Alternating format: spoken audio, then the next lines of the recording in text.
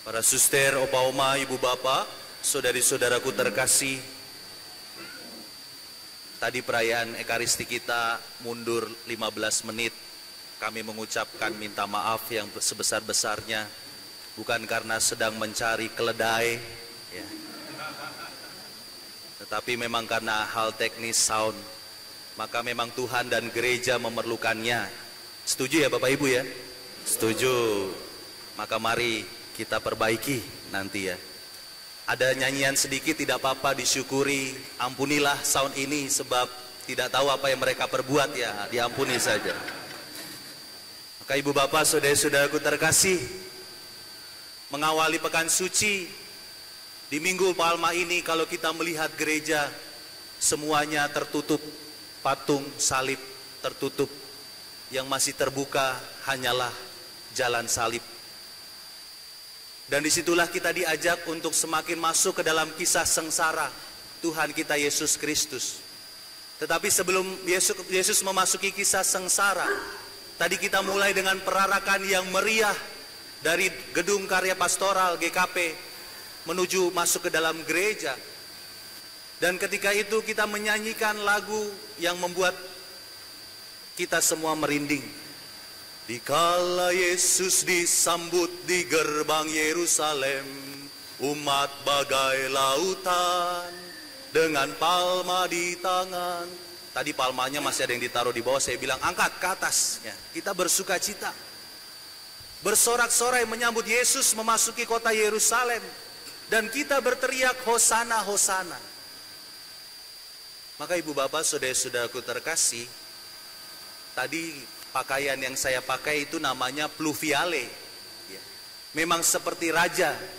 Ada yang mengatakan seperti raja beneran Romo, gagah sekali Romo. Iya memang, kelihatan gagah memang kalau pakai itu.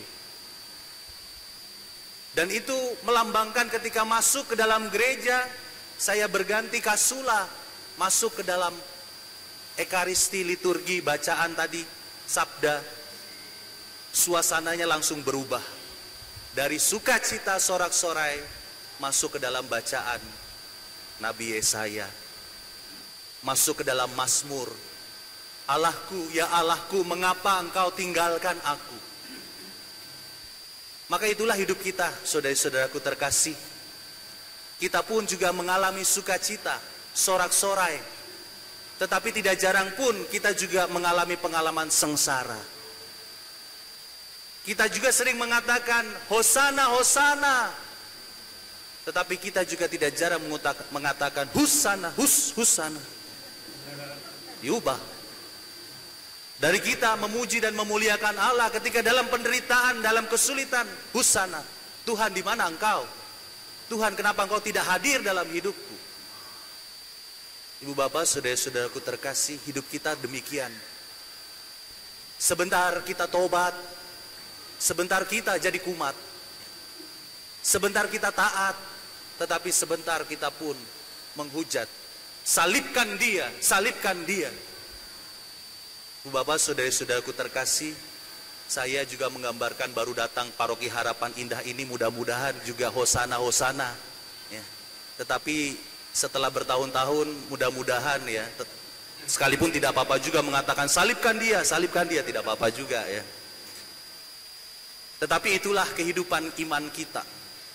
Dinamika hidup menggereja kita pun juga kadangkala demikian. Maka marilah kita bersama-sama memaknai pekan suci ini. Saya menawarkan dua mukjizat yang tadi kita renungkan dalam kisah sengsara. Mukjizat yang pertama adalah pada hari itu juga bersahabatlah Herodes dan Pilatus yang sebelumnya bermusuhan. Itu Injil Lukas sangat detail menggambarkan hal itu. Bisa dibandingkan dengan Injil-Injil yang lain. Tetapi menarik bagi saya, bersahabatlah Herodes dan Pilatus yang sebelumnya bermusuhan. Ada lagunya, persahabatan bagai kepompong, mengubah ulat menjadi kupu-kupu. Dulu bermusuhan, sekarang bersahabat. Dulu aku jarang ke gereja, sekarang pekan suci aku jadi ke gereja rajin. Itu bersahabat juga dengan gereja, dengan Tuhan. Ya, mudah-mudahan itu seterusnya persahabatan itu. Sekalipun juga kadang kita bermusuhan. Maka saudara-saudaraku terkasih, ternyata di dalam kisah sengsara Yesus, bukan hanya Yesus sendiri yang mengalami sengsara, tetapi ada buahnya. Buah sukacita itu adalah persahabatan. Dan mukjizat yang kedua yang ingin saya tawarkan adalah ketika Yesus berpaling kepada banyak perempuan yang menangisi dan meratapinya, Yesus mengatakan demikian, "Hai putri-putri Yerusalem, janganlah kamu menangisi aku, melainkan tangisilah dirimu sendiri dan anak-anakmu." Ini Yesus ketika dalam situasi tidak mudah, sengsara, masih bisa mau menghibur putri-putri Yerusalem, memberikan penghiburan. Maka saudara-saudaraku terkasih, kerap kali dalam pengalaman derita, dalam pengalaman duka cita, aku ini merasa sendirian. Tetapi yakinlah bahwa Yesus pun dalam pengalaman derita bersama dengan kita, sama-sama mengalami hal yang sama, tetapi dia masih mau dan bersedia untuk memberikan penghiburan, memberikan pengharapan.